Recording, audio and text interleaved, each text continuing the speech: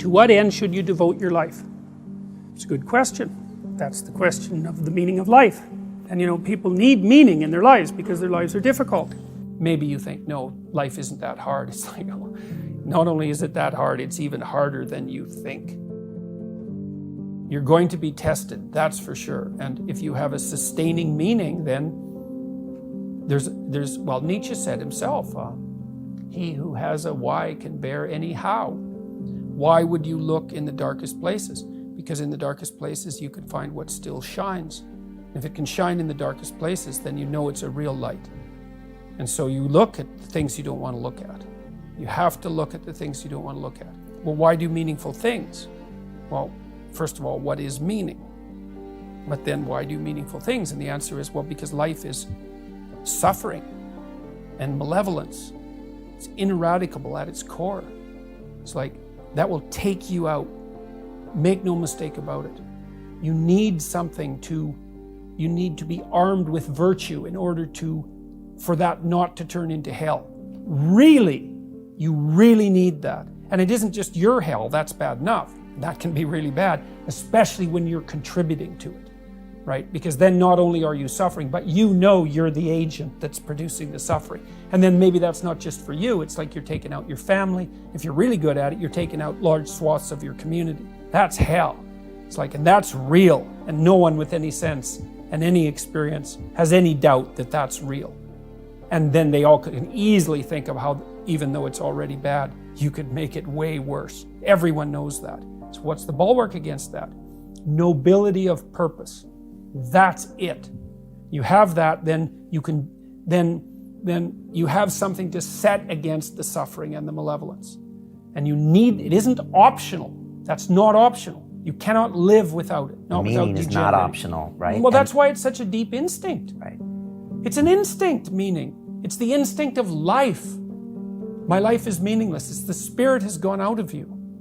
It's like, well, and you know, modern people, it's part of this process of criticism. We've criticized the idea of meaning so much that we don't really believe in it anymore. It's like, well, that's fine. You cannot believe it, but try living without it and see how far you get with that.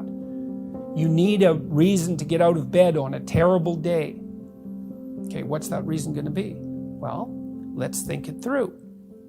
You know people who can get out of bed on a terrible day. Do you admire them? Yes.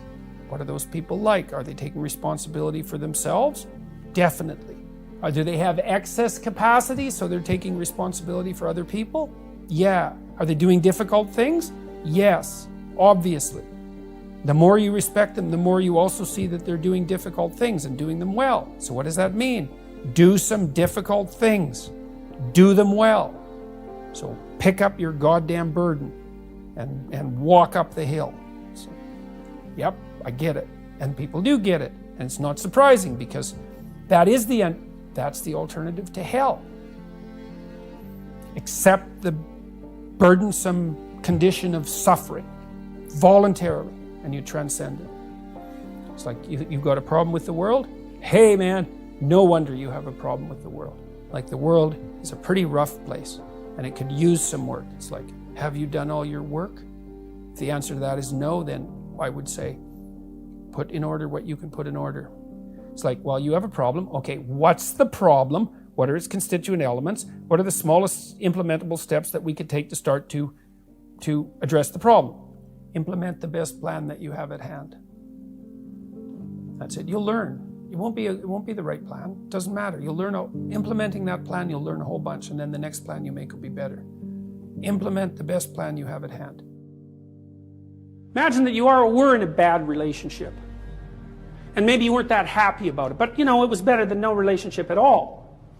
And then the person that you were in a relationship betrayed you. And maybe they did that because you actually weren't that happy with the relationship anyways. Maybe they did that because you were a little bit naive. Or maybe they did that because you were a little bit too easy to get along with and as a consequence a little bit on the boring side. And so when they first leave you, it's a catastrophe because your world falls apart. But when your world falls apart, you're somewhere new. And it's possible to learn something new in that place. So you might learn, for example, that you should be a little sharper the next time that you go out with someone.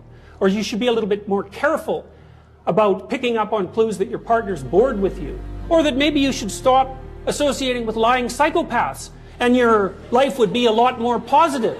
And stop thinking that you have the capacity to redeem somebody that is not after redemption in the least. And what that means now and then is that when you fall into the belly of a whale and you're swallowed up by something that lurks underneath, that you can come out the other side transformed. And that's actually how people learn. Every time you learn something, you learn because something you did didn't work. And that exposes you to the part of the world that you don't understand. Every time you're exposed to a part of the world that you don't understand, you have the possibility of rebuilding the structures that you use to interpret the world. That's often why it's more important to notice that you're wrong than it is to prove that you're right. One of the things that you're supposed to learn in university is precisely that. It might be useful to listen to people that annoy you on the off chance that they know something that, if they tell you, you can use instead of dying. Talking to people who agree with what you say is like walking around in a desert. You already know everything that they say. The reason you're associating with them in that situation is so that they never say anything that challenges you, because you're afraid that if you go outside of what you understand, that you won't be able to tolerate the chaos. But it isn't the case. People have an unbelievable capacity to face and overcome things they don't understand. And not only that, that's essentially what gives life its meaning. The Buddhists say life is suffering. And you think, well, if that's the case, why bother with it? And people do ask that question, and they ask it in ways that result in their own destruction, and worse, in the destruction of others.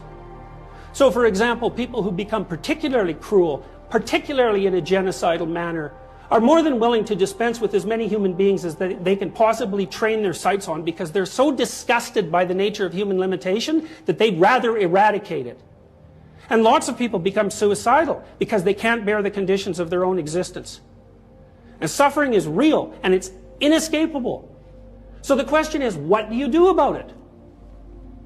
You notice in your own life, and you can do this by watching your own life. Now, I often ask my clients to do this. Say, look, watch your life for a week and pretend you don't know who you are, because you don't know who you are at all. What you understand most about yourself are the arbitrary presuppositions that you use to hem yourself in. And you act as if those presuppositions are true, so that the revelation of the full nature of your character won't terrify you. People hide in their own boxes, and it's not surprising, but it's not a good idea, because life is too hard to hide in a box. You can't manage it if you do that. If you watch yourself for a week, you'll see certain things. You'll see some of the time that you're resentful and annoyed. And those are times when you're either taking advantage of yourself or you're thinking improperly. Some of the time you'll be bored, in which case you're either undisciplined or you're probably pursuing something you don't want to pursue. And some of the time you'll actually be engaged in life. And the times that you're engaged in life, you won't notice that you're there. Right? The distinction between subject and object disappears when you're engaged in something that you find meaningful. The purpose of life, as far as I can tell from studying mythology and from studying psychology for decades, is to find a mode of being that's so meaningful that the fact that life is suffering is no longer relevant. Or maybe that it's even acceptable. And I would say as well that people know when they're doing that. You know when you're doing that in part because you're no longer resentful. You think, geez, I could do this forever. Right? There's a timelessness that's associated with that state of being. From a mythological perspective, that's equivalent to brief habitation of the kingdom of God. That's the place where you are that's so meaningful that it enables you to bear the harsh preconditions of life without becoming resentful, bitter, or cruel. And there's nothing that you can pursue in your life that will be half as useful as that.